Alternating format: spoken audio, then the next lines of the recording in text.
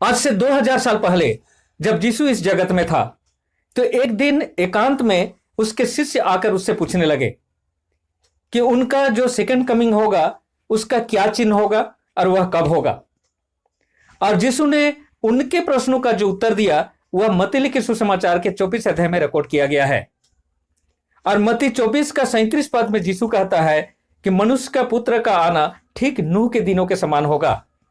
और जब हम नूह के दिनों के संबंध में स्टडी करते हैं तो पाते हैं कि उस समय एक महाजल प्रलय आया था, और उस जल प्रलय में उस समय के जितने लोग थे सब के सब मारे गए थे। सिर्फ एक फैमिली के 8 मेंबर बचे थे, और वे 8 लोग इसलिए बचे थे क्योंकि उन्होंने परमेश्वर का निर्देश को सीरियसली लिया और उसका पालन किया। परमेश्वर ने उन्हें आदेश दिया था कि एक बड़ा जहाज बनाया जाए ताकि जो लोग बचना चाहते हैं उस प्रलय से वे उस जहाज में आश्रय ले सके। लेकिन उस समय के लोग परमेश्वर का जो वार्निंग था उसे सीरियसली नहीं लिया, जिसके कारण सब के सब विनाश हो गए। क्योंकि उस जहाज के अंदर जीवन था और जहाज के बाहर जितने भी लोग थे सब के सब मारे गए थे। और यीशु यहां पर कहता है कि मनुष्य का पुत्र का आना ठीक नूह के दिनों के समान होगा। इसका मतलब क्लियर हो जाता है दोस्तों कि जिस तरह से नूह के दिनों में कुछ ही लोग बचे थे जो लोग परमेश्वर की निर्देश को पालन किए थे, उसी तरह से अंतिम समय में भी कुछ ही लोग बचेंगे जो परमेश्वर के निर्देश पर चलेंगे। तो नूह के समय में बचने का स्थान था वह जहाज, तो यीशु के समय में वह बचने का स्थान कहां है? वह जहाज कहां है जहां उसके चुने हुए आश्रय ले सकते हैं? आज हम उसी जहाज को बाइबल के वचन से देखने जा रहे हैं। क्या आपको पता है कि यीशु के आने के समय में जो प्रलय आने वाला है उस प्रलय में से बचने के लिए जो जहाज बनाया जा रहा है वो कहां पर है? आज हम इस वीडियो में इसी विषय पर चर्चा करने जा रहे हैं। तो हेलो दोस्तों, मैं हूं दीपक मसीह और मेरा चैनल में आप सबका फिर से बहुत बहुत स्वागत है। मैं इसी तरह का वीडियो लाता रहता हूं। यदि आप लोगों को इस तरह का वीडियो पसंद है तो मेरे चैनल से अवश्य जुड़िए, और जुड़ने के लिए आपको सब्सक्राइब करना है और बेल आइकन को दबाने के बाद ऑल सेलेक्ट करना है। तो चलिए वीडियो में आगे बढ़ते हुए इस रहस्य से पर्दा उठाते हैं। दोस्तों, जब इजरायली लोग मूसा की अगुवाई में सिनै पहाड़ पहुंचे तो परमेश्वर ने मूसा को एक पवित्र स्थान बनाने का निर्देश दिया। यह ठीक उसी तरह से था दोस्तों जिस तरह से नूह को जहाज बनाने का निर्देश परमेश्वर ने दिया था।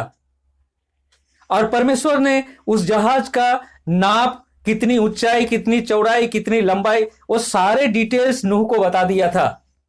और नूह को निर्देश दिया था कि जिस तरह से उसे समझाया गया है उसी तरह से उस जहाज का निर्माण करे।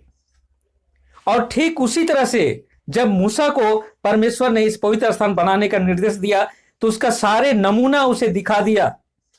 यदि आप निर्गमन की पुस्तक 25 अध्याय का 8 और 9 पद को पढ़ते हैं तो मैंने जो बोला वो बात का प्रूफ आपको मिल जाएगा। और मूसा ने परमेश्वर के निर्देश के अनुसार ही वह पवित्र स्थान का निर्माण किया था, जो उस समय एक तंबू के रूप में था। और जब इजरायली लोग इजराइल में आकर सेटल हो गए तब वह तंबू मंदिर का रूप धारण किया।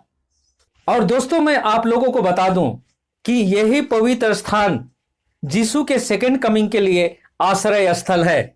अब आप लोग में से बहुत लोग मुझे गाली देंगे, बोलेंगे पागल बना रहा है, वो तो पुराने नियम का मंदिर था, जो अभी है भी नहीं, वो तो टूट गया, बर्बाद हो गया, खत्म हो गया, उसका कोई नामो निशान नहीं है। और मैं बोल रहा हूं कि वही यीशु के सेकंड कमिंग के समय का आश्रय स्थल है।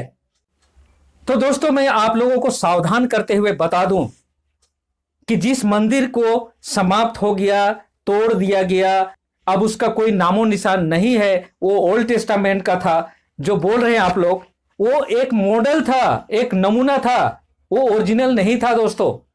अगर आप इब्रियों की पुस्तक 8 अध्याय का 5 पद पढ़ेंगे तो पौल यहां क्लियर कर देता है कि वह एक मॉडल था, एक नमूना था, ओरिजिनल नहीं था। तो आज उस ओरिजिनल मंदिर को मैं आप लोगों को दिखाना चाहता हूं। और परमेश्वर ने उस ओरिजिनल पवित्र स्थान के मंदिर को समझने के लिए वह नमूना दिया था, तो हमें उस नमूने से समझने की जरूरत है। तो दोस्तों, आज का जर्नी हम यहीं पर ब्रेक करते हैं। अगले वीडियो में हम नए नियम का पवित्र स्थान के बारे में डिटेल स्टडी करेंगे। तो मिलता हूं अगले वीडियो में। तब तक परमेश्वर का आशीषों का आनंद उठाइए। धन्यवाद।